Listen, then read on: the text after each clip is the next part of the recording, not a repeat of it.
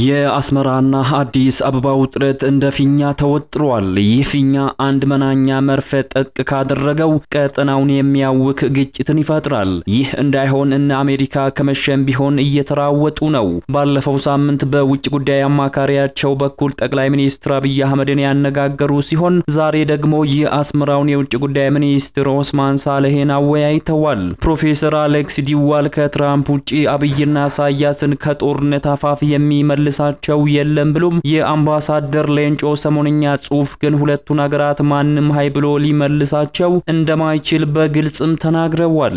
ሻቢያ ከሰሞኑ ተጨማሪ የሜካናይዝድ ጦሩን ወደ አሰብ ግንባር ማንቀሳቅሷል። የኢትዮጵያ ጦር በአሰብ አቅራቢያ ያልተጠበቀ ተኩስ ማሰምቷል። ኤርትራ በፖለቲካው መልክ ደግሞ ኢትዮጵያ ላይ ያልተጠበቀ ዘመቻን ከፍቶ ነው የከረመው። ዘመቻው የአፍሪካ ህብረትን ከኢትዮጵያ ይነሳ የሚል ሲሆን ሆኖም ዘመቻው ሳይሳካለት አልፏል። በሁለቱ ሀገራት መካከል ፖለቲካዊ ፍጥጫ ወደ ወታደራዊ ግለትም ተቀይሯል። ከድንበር አቅራቢያ የሚሰማው ወሬ በርካቶችንም እያስደነገጠ ነው። በሁለቱ ሀገራት መካከል ጦርነቱ በይፋ ሊፈነዳም ተቃርቧል። ውድ የኢትዮ ፖስት ሚዲያ ተከታታዮች በዛሬው ጥንቅራችን እየተጋጋለ የመጣውን የኢትዮ ኤርትራ ውጥረትንና በሁለቱ ሀገራት ድንበር አቅራቢያ እየተሰሙ ያሉ አሁናዊ የወታደራዊ እንቅስቃሴዎችን በተመለከተ አዳዲስ መረጃዎችን በዝርዝር እናስደምጣችኋለን። እናንተም ውድ ቤተሰቦቻችን እንደ ሁሉ ጊዜው ቪዲዮ ላይክ እና ሼር በማድረግ አብራችሁን ቆዩ። አዲስ የሆናችሁ ደግሞ ሰብስክራይብ በማድረግ ቤተሰብ ትሆኑ ዘንድ ግብዣችን ነው። አሁን ወደ ዝርዝር መረጃው እናመራለን።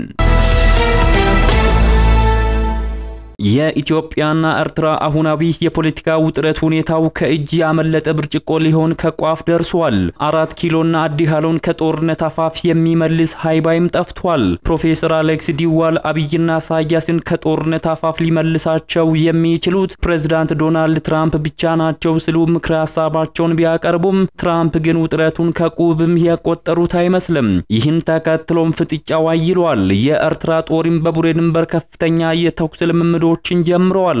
የሻቢያን የተኩስ ልምምድ ተከትሎ የኢትዮጵያ ጦር ከወትሮው በተለየ መልኩ በተጠንቀቅ ሆኖ ሁኔታዎችን እየተጠባበቀ ይገኛል። ሻቢያ ከኢትዮጵያ ጋር መዋጋት እንደማይችል ያውቃል። መረጃዎች እንደሚጠቁሙት ኤርትራ ከኢትዮጵያ ጋር ከ3 ሳምንት በላይ የመዋጋት ኢኮኖሚያዊ አቅም የላትም። በ1990 የኢትዮ ኤርትራ ጦርነት ወቅት የኢትዮጵያ ጦር በ2 ሳምንት ጦርነቱን ማሸነፉ ለዚህ በአብነትም የሚጠቀስ ነው። አሁን ደግሞ ኤርትራ ያለችበት ሁኔታ ይታወቃል። በወታደራዊ መልኩም ቢታይ ከአስመራ በተሻለ ኢትዮጵያ ዘመናዊ ጦር መሳሪያዎች አሏት። ሰሞነኛውን የኤርትራ ጦር አዲስ የተኩስ ልምምድን ተንተርሰን የሁለቱ ሀገራትን አሁናዊ ወታደራዊ ቁመናና አቅማቸውን እንፈትሻለን። ኢሳያስ ከኢትዮጵያ ጋር በውክልና እንጂ በፊት ለፊት መቅጠም የማይፈልጉበትን ምክንያትም እናያለን። የአሰብ ነገር እየገፋ መጥቷል። የኢትዮጵያ ወደ አሰብ መዝለቅም ቁርጥ የሆነ ይመስላል። የአዲስ አበባ ፖለቲካዊና ወታደራዊ መሪዎች ለቀጣዩ ትውልድ የባህር በርን ማስረከብ አለብን ሲሉ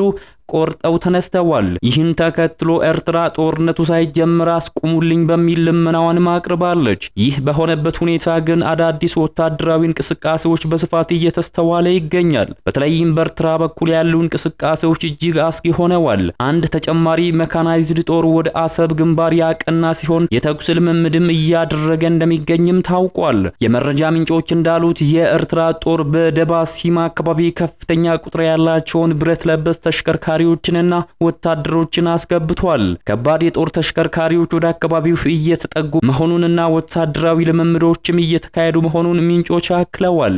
ኤርትራ ወታደራዊ እንቅስቃሴ ያደረገችበት የሚገኘው ደባሲማ ለኢትዮጵያ የባህር በር ጥያቄ ማጠንጠኛ ከሆነችበት የአሰብ ወደብ 58 ኪሎ ሜትር ርቀት ላይ እንዲሁም ከኢትዮጵያ የድንበር ከተማ ቡሬ ደግሞ በ17 ኪሎ ሜትር ርቀት ላይ የምትገኝ ወሳኝ የድንበር ከተማ ናት። ይህ የወታደራዊ እንቅስቃሴ የታየው የኢትዮጵያ ባለስልጣናት የባህር በር መብታችንን በኃይልም ቢሆን እናስከብራለን የሚሉ አስተያየቶችን ካሰሙ ከሳምንታት በኋላ ነው። የኤርትራ የኤርትራ መንግስት በበኩሉ ይህንን የኢትዮጵያን ፍላጎት አደገኛ ኢንዳራ ሲል በጽኑ አውግዞ ነበር። አሁን በመሬት ላይ እየታየ ያለው እንቅስቃሴም የኤርትራ መንግስት ዛቻውን በተግባር ለማሳየት የወሰደው እርምጃ ሊሆን ይችላል የሚል ስጋትን ፈጥሯል። ፕሬዝዳንት ኢሳያስ አፈወርቂ በጦርነት ከኢትዮጵያ ጋር የመዋጋት አቅም እንደሌላቸው ይነገራል። ለጦርነት አስፈላጊ በሆኑት የሰው ኃይል፣ ኢኮኖሚና ወታደራዊ አቅሞች ኢትዮጵያ የተሻለ አቅም አላት። ሪፖርቶች ይህንን አስረግጠው ይናገራሉ። በቅርቡ እንኳን አዲስ አበባ የሚመረቱ በርካታ አጥፍቶ ጠፊ ድሮኖች ተመርተዋል። 3500 ኪሎ ሜትር ርቀት የሚወነጨፉ ሚሳኤሎች ከሩሲያ፣ ፓኪስታንና አረብ ኤምሬቶች ኢትዮጵያ አስገብታለች። በየቀኑ ባህር ዳርና ደብረ ዘይት የሚራገፈው ወታደራዊ ቁሳቁስ ለአሰብ ጦርነት ዝግጅት ነው። በአንጻሩ ኤርትራ በአሁኑ ወቅት የጦር ድጋፍ እያገኘች ያለችው ከሳውዲና ግብጽ ብቻ ነው። የኢትዮጵያ ጦር ባለፉት 10 ዓመታት በተለያዩ የሀገር ውስጥና የውጭ ጦርነቶች ውስጥ አልፏል። ባለፉት 3 10 ዓመታት ውስጥ የኢትዮጵያና የኤርትራ ጦርነት እንዲሁም ከ2 ዓመታት በፊት ያበቃው ደም አፍሳሹ የሰሜን ኢትዮጵያ የእርስ በርስ ጦርነት ዋነኞቹ ሲሆኑ ከዚህ ባሻገር የሀገሪቱ ሰራዊት በተለያዩ የሰላም ማስከበር ተልዕኮዎች ውስጥም ተሳትፏል። በቅርቡ የተደረገው የሰሜን ኢትዮጵያው ጦርነት በሰውና በንብረት ላይ ካደረሰው ውድመት ባልተናነሰ በኢትዮጵያ መከላከያ ሰራዊት ላይ ቀላል የማይባል ጉዳት ማስከተሉም ይነገራል። በአንጻሩ የኤርትራ ጦር ከኢትዮ ኤርትራ ጦርነት በኋላ የተሳተፈበት ውጊያ የሰሜኑ የኢትዮጵያ ጦርነት ነው። የኢትዮጵያ ጦር ባለፉት 3 10 ዓመታት በርካታ እንቅፋቶች ቢገጥሙትም በእነዚህ ፈተናዎች ውስጥ አልፎ ግን ከኤርትራ ጦር ጋር ሲነጻጸር ፍጹም የበላይነት አለው። ተቋሙ የሁለቱን ሀገራት ጦር ካነጻጸረ በኋላ ልዩነቱ የሰማይና የምድር ያህል ነው ይላል። ኤርትራ በኢትዮጵያ ጦር ላይ ብልጫ የወሰደችው በአንድ ጉዳይ ሲሆን እሱም በታንክ ብዛት ነው። በታንክ ብዛት የኤርትራ ጦር በርካታ ታንኮችን በመያዝ ከኢትዮጵያ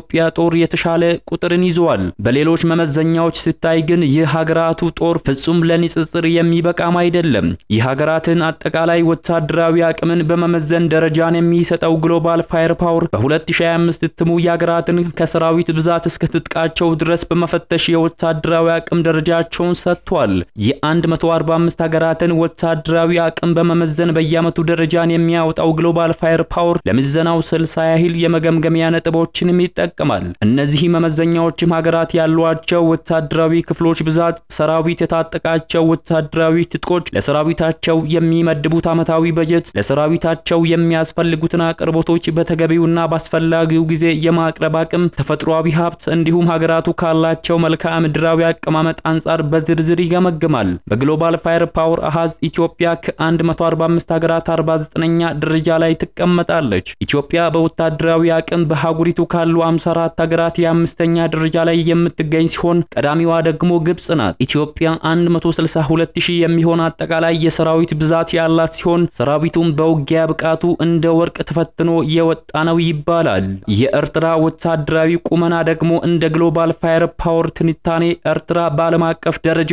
120ኛ ደረጃ ላይ ያስቀምጧታል። የኢትዮጵያ ሰሜናዊ ተዋሳኝ የሆነችው ኤርትራ በዚህ የዓመቱ የግሎባል ፋየር ፓወር ኢንዴክስ ላይ በወታደራዊ አቅም ከ145 ሀገራት 120ኛ ደረጃ ላይ ስትሆን ከአፍሪካ ደግሞ 26ኛ ደረጃ ላይ ትገኛለች። ከ6.3 ሚሊዮን በላይ ህዝብ ያላት ኤርትራ 120,000 መደበኛ ሰራዊት፣ 130,000 ተጠባባቂ ኃይል አላት። አገሪቱ ለሰራዊቷ 198 ሚሊዮን ዶላር ዓመታዊ በጀትም ትመድባለች። ኤርትራ የምድር የአየርና የባህር ኃይል አላት። እንደ ሪፖርቱ የኢሳያስ አፈወርቂዋ ሀገር ኤርትራ ያላት የጦር መሳሪያዎች ጊዜ ያለፈባቸው ናቸው። 300 ያረጁ T55 ታንኮችና 200 ወታደራዊ ተሽከርካሪዎች አሏቸው። ምንም የውጊያ አውሮፕላን የሌላትም ሲሆን ነገር ግን ጥገና የሚፈልጉ 10 ሚግ 21 እና ጥቂት ሄሊኮፕተሮች እንዳሏቸው ሪፖርቱ ጠቅሷል። የሁለቱ ሀገራት ወታደራዊ ቁመና ይህንን ይመስላል። የሀገራቱ ወታደራዊ አቋም አራምባና ቆቦ የሚባል ቢሆንም እንደ ሳውዲና